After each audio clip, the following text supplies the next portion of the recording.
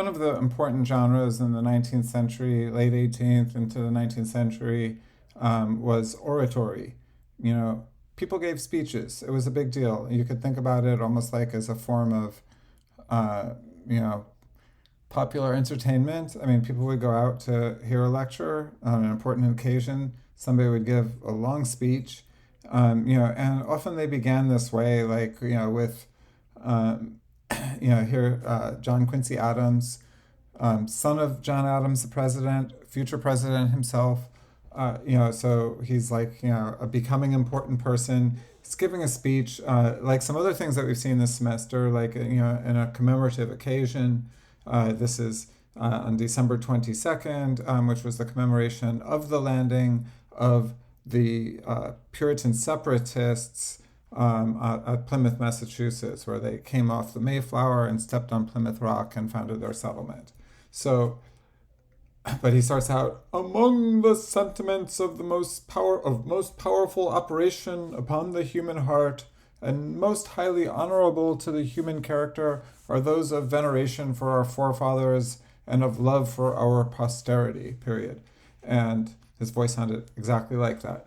So he's starting out his oration in the same way I'm telling you, please don't start out your essays with like a broad generalization about human nature. If I was grading this, I would just take this, highlight it, and cross it out and say, let's just pretend I'm crossing it out and say, this contributes nothing to your argument. It's not supportable with textual evidence, so just leave it out. Okay, I just thought I'd criticize John Quincy Adams in the same way I criticize you guys. Sorry.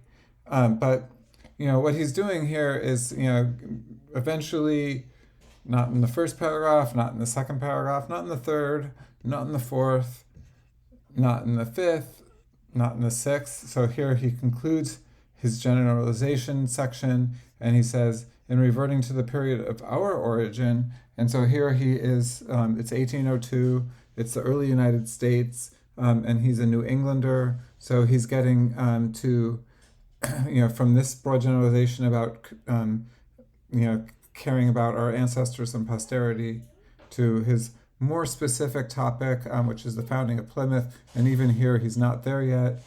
And finally, I don't remember Robinson's first name, it doesn't matter. Persecuted companions of Robinson, exiles from their native land, anxiously sued for the privilege of removing 1,000 leagues more distant to an untried soil, a rigorous climate, and a savage wilderness for the sake of reconciling their sense of religious duty with affections for their country. Few, perhaps none of them, formed a conception of what would be within 2 centuries the result of our undertaking.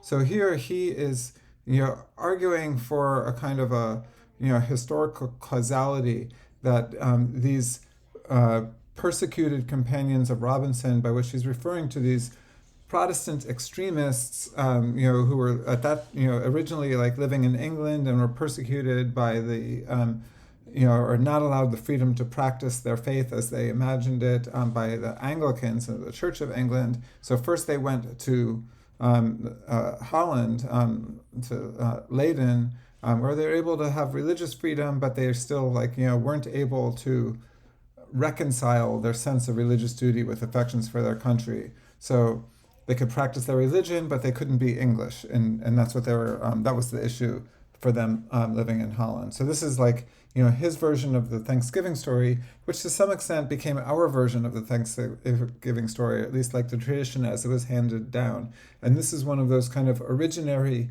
usable past moments. Back then, the holiday that he's celebrating is Founders Day, but he's shaping the story of the so-called pilgrims, and here he's referring to them as pilgrims.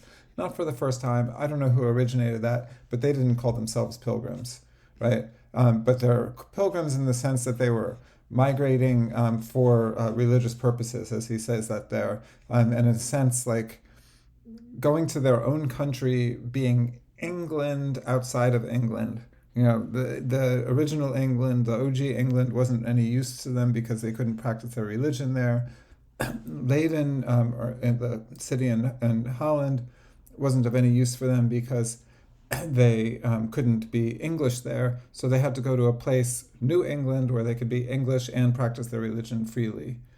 Um, and here he's making a distinction that Latter-day historians have disagreed with, but for John Quincy Adams, he's saying this is what made this colony, Plymouth Colony, unique. Of the various settlements upon this continent, which have finally merged in one independent nation, meaning the United States. Let's make that a little bit bigger. The first establishments were made at various times by several nations. So at this point, you could say, like, Holland, remember Henry Hudson, 1609, and New Amsterdam was founded in like around 1620, and it was very much a commercial venture. Jamestown, 1607, also, and remember John Rolfe, the tobacco merchant who married Pocahontas, also very much a commercial venture. And he's saying what made the Plymouth colony unique, and in some ways the more ideal starting point for the United States, is that even though some of them were also religious, they were also they were also like after money. And here, none, excepting the settlement at Plymouth, did they constitute, meaning conviction of religious obligation, the sole and exclusive actuating cause. It was for no other purpose, according to him, but fulfilling the commands of conscience, meaning spiritual obligations. And back up to here, he's like they could have had no idea about how they were actually founding a great nation at that time, with these ideals. That's his version of sort of shaping the past. All of the others were instigated by personal interests. Avarice and ambition had tuned their souls to that pitch of exaltation. Selfish passions were the parents of our heroism. So you can't compare, Miles Standish, for example, to John Smith. One was, maybe they were both heroic, but one was heroic for religious motives, and the other from commercial, self-interested motives. And I'm sorry, I might get interrupted by a dog. My dog's going to start barking any moment, I'm afraid. Okay, I'm going to try to keep going with this recording. And so here he's talking about like the pilgrims coming over, landing outside of Plymouth. The instrument of voluntary association executed on board the Mayflower testifies that the parties to it had anticipated the improvement of their nation. Of course they weren't yet a nation. They were a plantation in William Bradford's phrase. But here Adams is engaging in what you could call teleological reasoning. That is, he is imagining the pilgrims as founding a nation and founding the plantation. And therefore this instrument of voluntary association, or the Mayflower Compact that we looked at in Bradford's of Plymouth Plantation, takes on a really momentous significance as kind of like anticipating the Declaration of Independence and the Constitution. Okay, so remember this is 1802, and he's talking about an event that took place in 1620. I'm going to skip down to this kind of pretty meaty paragraph. I mean, there's a lot of there's a lot here that relates to stuff that we've studied so far this semester. But especially if you'll think back to the Rise and Glory of America, the poem by Philip Freneau and Hugh Henry Brackenridge. It was originally published in 1771, and then there was a later version that was around the same time as this Oration at Plymouth. I forget the exact year. But you'll see some very similar ideas here in this paragraph, and you remember the history, the Rise and Glory of America as looking back at the distant past, and first of all talking about the westward translation of empire and knowledge or arts, but also specifically making that distinction between the Spanish founding and the Leyenda Negra, the Black Legend, and the British founding, which was supposedly more peaceable. No European settlement ever formed upon this continent has been more distinguished for undeviating kindness and equity toward the savages. So this is his, pretty exclusive claim that there was no settlement that was ever sort of more benevolent in its founding than Plymouth. There are indeed moralists who have questioned the right of Europeans to intrude upon the possessions of the Aboriginals in any case and under any limits whatsoever. So here we are in 1802, and he's saying that there are some people who say that Europeans really didn't have a right to settle this continent. And he's like, can you imagine that? How could anyone object? But have they maturely considered the whole subject, he asks. The Indian right of possession itself stands, with regard to the greater part of the country, upon a questionable foundation. And here he's invoking principles of natural law. And remember, we brought this up in The Rise and Glory of America, too, with the idea of property and improvements, this love of property, based on John Locke. And here he's bringing up these same ideas. Their cultivated fields are constructed habitations, a space of ample sufficiency for their subsistence, and whatever they have annexed to themselves by personal labor was undoubtedly by the laws of nature there. So anything that they cultivated and built could be theirs, the Native Americans. But what about the rest of it? How could they claim, all these vast tracts of forest land?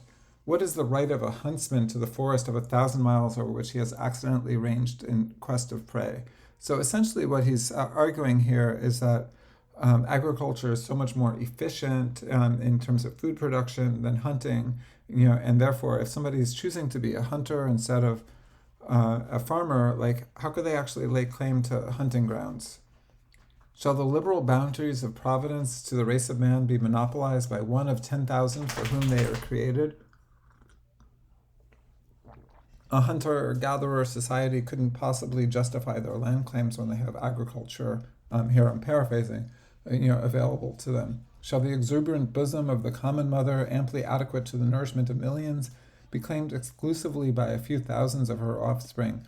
He's kind of claiming that this land should be,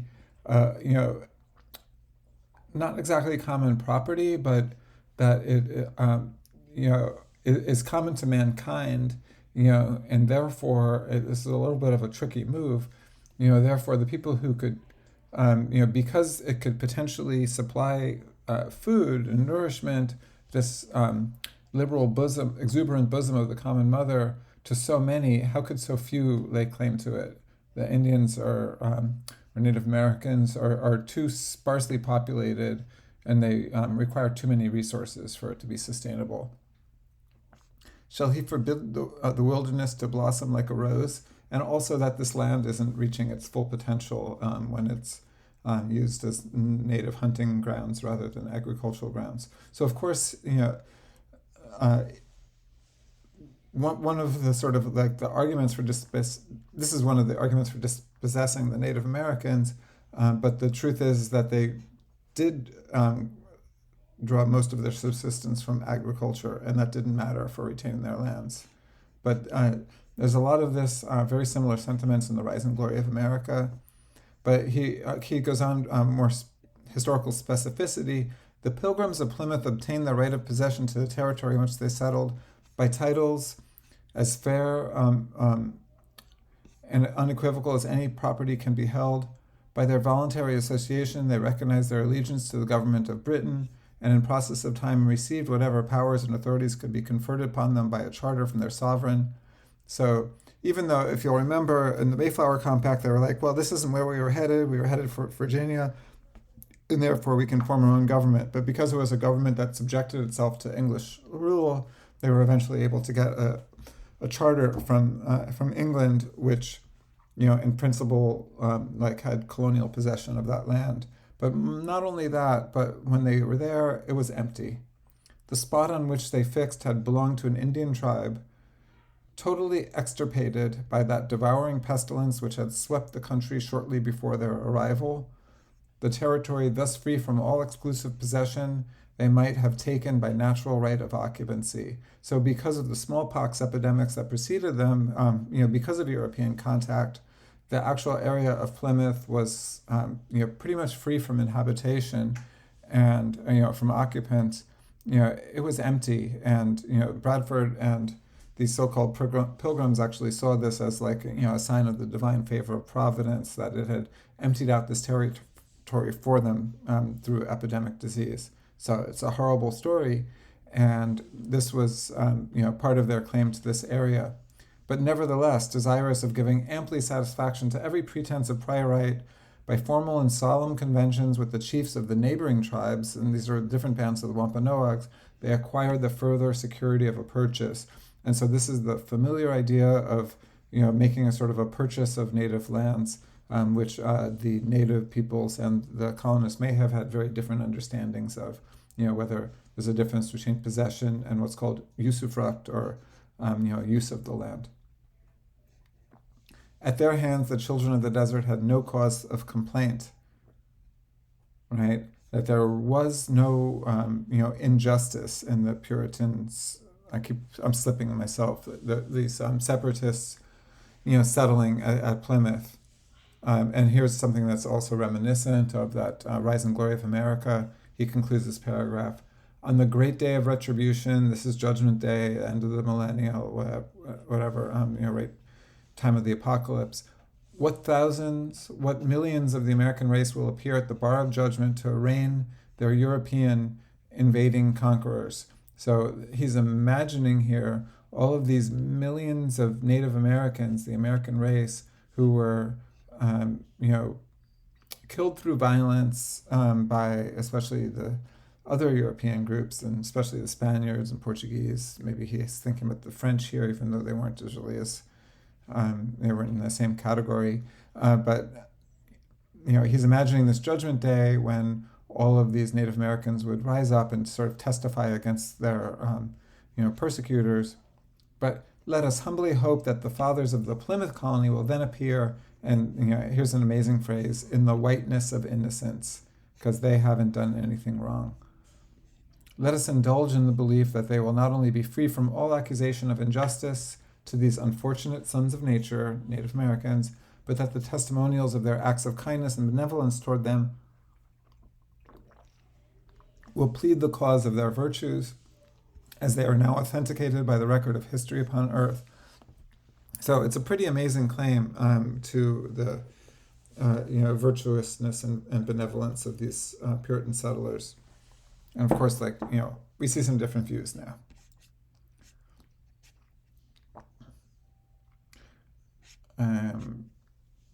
Wanted to bring up one more phrase. Yeah, just at the conclusion, he says, nearly a century ago, one of those rare minds to whom it is given to discern future greatness in seminal principles. So somebody who could sort of see greatness in the beginning. And the person he's referring to here, I'm going to see if I can bring this over, was this dude, George Berkeley, who settled in America in 1728, settled in Rhode Island, owned slaves, kind of typical, settler colonial dude, except he was also, a famous philosopher. And he wrote this poem, Verses on the Prospect of Planting Arts and Learning in America. So you remember, I mentioned just earlier in this lecture, but you remember from the Rise and Glory of America, the Translatio Imperii Studi, the westward translation of power and knowledge. And that's what this short poem is about. I'm sorry, we should have read this instead of the Rise and Glory of America. It's so much shorter. But he concludes, westward the course of empire takes its way, the first 4 acts already past, a 5th shall close the drama with the day, time's noblest offspring is the last. So, just like in the Rise and Glory of America, it's sort of like starting with, ancient Egypt, ancient Greece, ancient Rome, the European empires, and then America, the westward translation. Here he's saying, here we're in the 5th act is just beginning. This is, 3/4 of a century or half a century before the Rise and Glory of America poem. And the settler is making the same argument that this is going to be the final stage of the Translatio Imperii Studi, and that's going to this is at least hinting at the Christian providential history, that this is going to be like the sort of the closing act that's going to bring up the millennium. And so that's where Adams ends his oration, citing this poem by George Berkeley,